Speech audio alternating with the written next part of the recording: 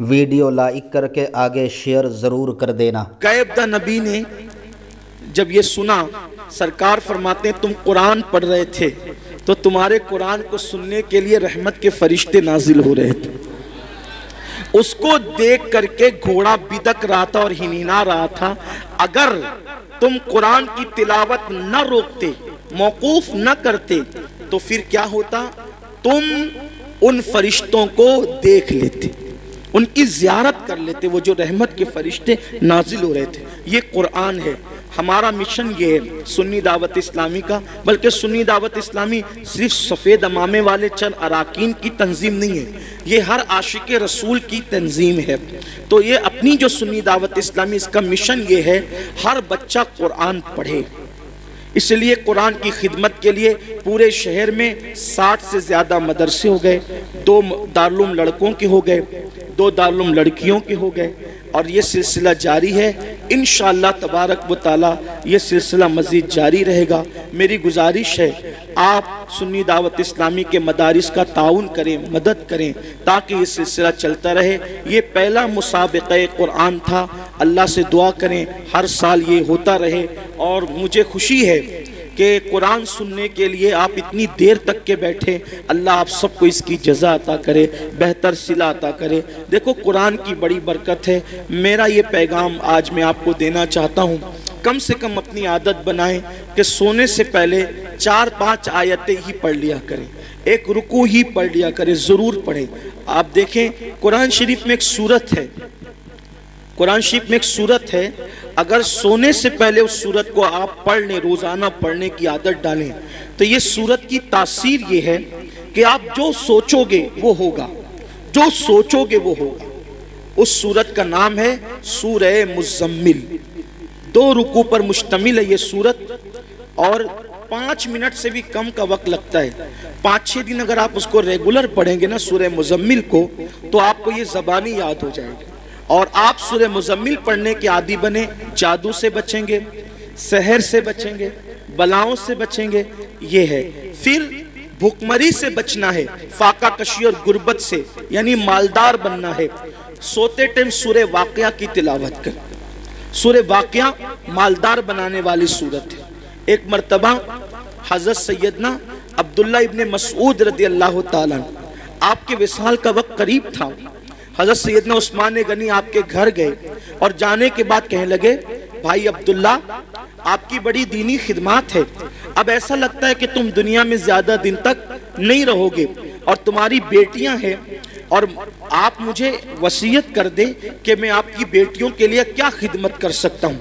हज़रत अब्दुल्ला इब्ने मसूद उठकर बैठ गए, कहने लगे उस्मान मेरे भाई याद रखो, मेरी बेटियां कभी भूखी नहीं रहेगी, मेरी बेटियां कभी फाके से नहीं रहेगी, मेरी बेटियों को कभी माल की तंगी नहीं होगी, आप पैसों की बात ना करें।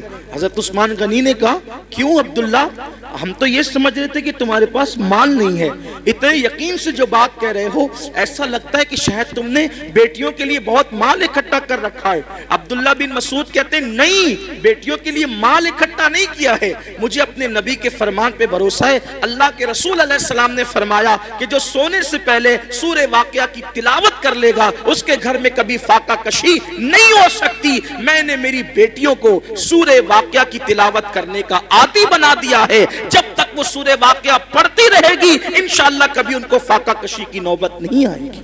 ये सहाबा का यकीन था।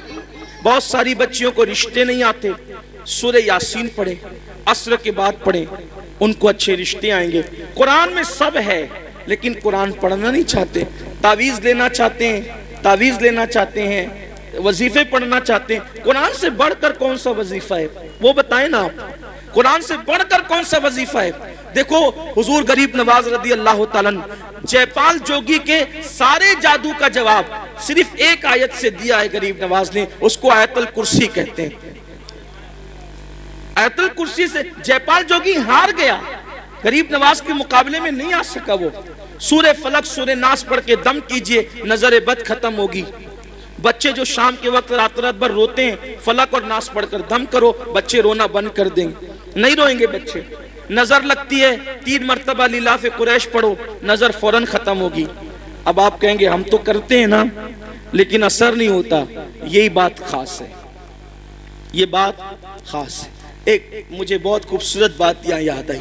हमारे मुर्शिद आबरूए सिलसिले चिश्तिया शहबाज औलिया हजरत सैयदी बाबा फरीदुद्दीन गंज शकर रदी अल्लाह ताला, ये सिलसिला चिश्तिया की आबरू है। बाबा फरीद बड़े प्यारे बुजुर्ग हैं। बाबा फरीदुद्दीन गरीब नवाज ने कहा था, कुतुबुद्दीन ऐसे शहबाज का तूने शिकार किया है कि इसके जरिए से क़यामत तक तेरा नाम जिंदा रहेगा।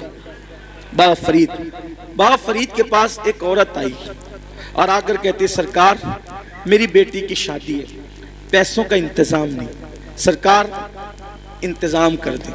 अब वो अल्लाह वाले लोग, और बाबा फरीद जैसा अल्लाह वाला, बाबा फरीद जब पाकपटन में रहने गए थे शुरू में, तो एक दरख्त के नीचे कयाम था और जो कपड़ों की पोटलियां और जो सामान की गठरियां थी ना, वो रखने को जगह नहीं थी। पंजाब के लोग यानी पाकपटन के लोग बहुत सताते थे, रहने नहीं देते थे। तो सामान कहाँ रखें अपना, था तो थोड़ा ही सामान, जगह तो चाहिए, तो दरख्त पे लटका कर रखते थे सामान। अब जिसका खुद का छत ना हो उसके पास आइए क्या कहने, मेरी बेटी की शादी नहीं, शादी है, पैसे का इंतजाम नहीं।